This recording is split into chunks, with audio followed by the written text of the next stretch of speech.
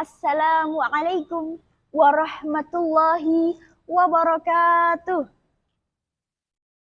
Bismillah, alhamdulillah, hamdan hamdan ghayah, wa syukran syukran bila nihayah, wassalatu wassalamu ala rasulillah, sayyidina wa maulana Muhammad ibn Abdullah, la hawla wa la quwwata illa billah, amma ba'dah. Yang saya hormati dan yang saya ta'zimi, Bapak dan Ibu Dewan Juri yang alim alamah, yang saya sayangi dan yang saya banggakan, teman-teman Win Saizu yang salih dan salihah. Marilah kita panjatkan puji syukur kepada Allah Subhanahu wa Ta'ala yang telah melimpahkan segala rahmat, hidayah, taufik dan inayahnya kepada kita semua, sehingga kita masih diberikan kesehatan insya Allah lahir dan batin. Amin Allahumma amin. Salawat serta salam semoga selalu tercurahkan kepada junjungan kita Nabi Agung Muhammad Sallallahu Alaihi Wasallam. Beliau yang pastinya kita nantikan syafaatnya kelak yaumil kiamah. Amin Allahumma amin. Teman-temanku yang solih dan solihah, ada pepatah mengatakan tak kenal maka tak sayang, nanti udah disayang malah di ghosting. Tak kenal maka ta'aruf. Perkenalkan, nama saya Haniatul Kamaria. Saya dari kelas 5 Pendidikan Islam Anak Usia Dini, Universitas Islam Negeri Profesor Kiai Haji Saifuddin Zuri, Purwakarta. Dalam kesempatan kali ini, perkenankanlah saya untuk menyampaikan tausiah yang berjudul bijak dalam berkomunikasi baik secara lisan maupun tulisan. Mas bro, Mbak sis, salah satu kenikmatan yang Allah berikan kepada kita manusia adalah kemampuan berbicara. Seiring dengan perkembangan zaman, kemampuan ini pun berubah menjadi berbagai macam fungsi, baik secara lisan maupun tulisan.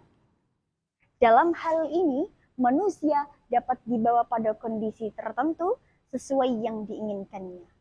Allah Subhanahu wa Ta'ala mengingatkan dalam Al-Quran, A'udzu billahi minasyaitonir rajim. Bismillahirrahmanirrahim.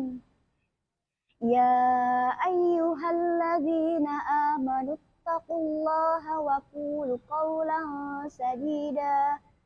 Wahai orang-orang yang beriman, bertakwalah kepada Allah dan ucapkanlah perkataan yang benar. Mas bro, Mbak sis, lanjut.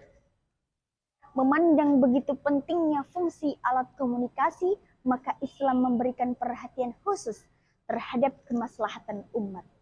Terlebih di zaman now, manusia berada pada kondisi rawan, di mana kita sedikit saja salah berbicara, maka akan berdampak luas, karena zaman ini merupakan zaman yang penuh dengan teknologi.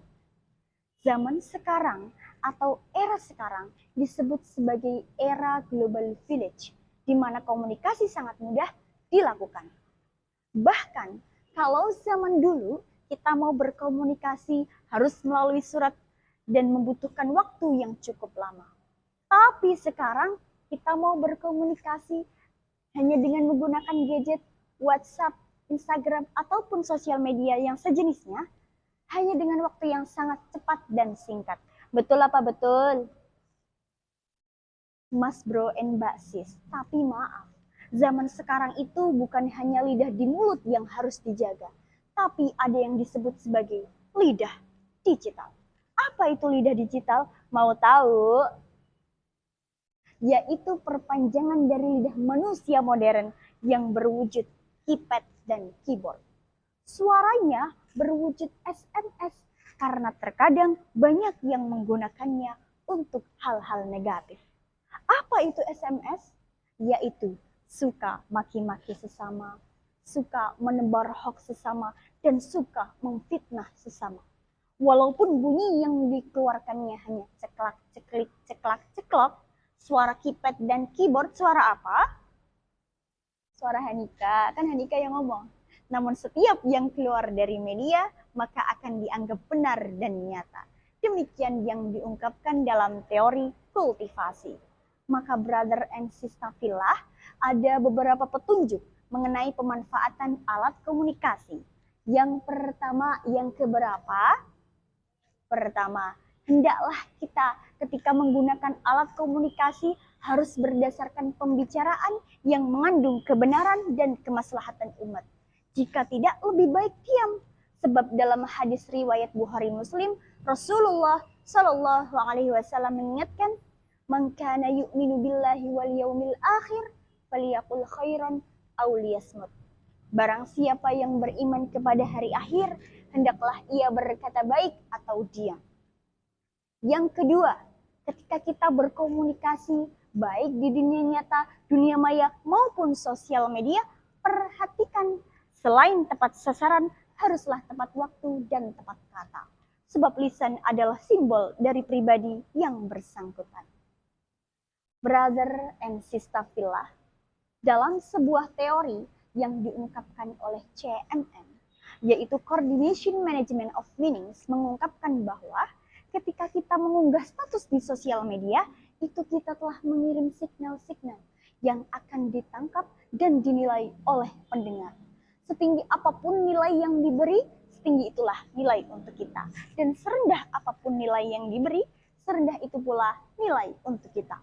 Maka, jaga komunikasi di dunia nyata, dunia maya, maupun sosial media. Sekian yang dapat saya sampaikan, kurang lebihnya mohon dimaafkan karena kelebihan hanya milik Allah Subhanahu wa Ta'ala dan kekurangan ada dalam diri saya. Kesepian tanpa kekasih, cakep. Cukup sekian dan terima kasih. Wabillahi taufiq wal hidayah, waridha wal inayah. Assalamualaikum warahmatullahi wabarakatuh.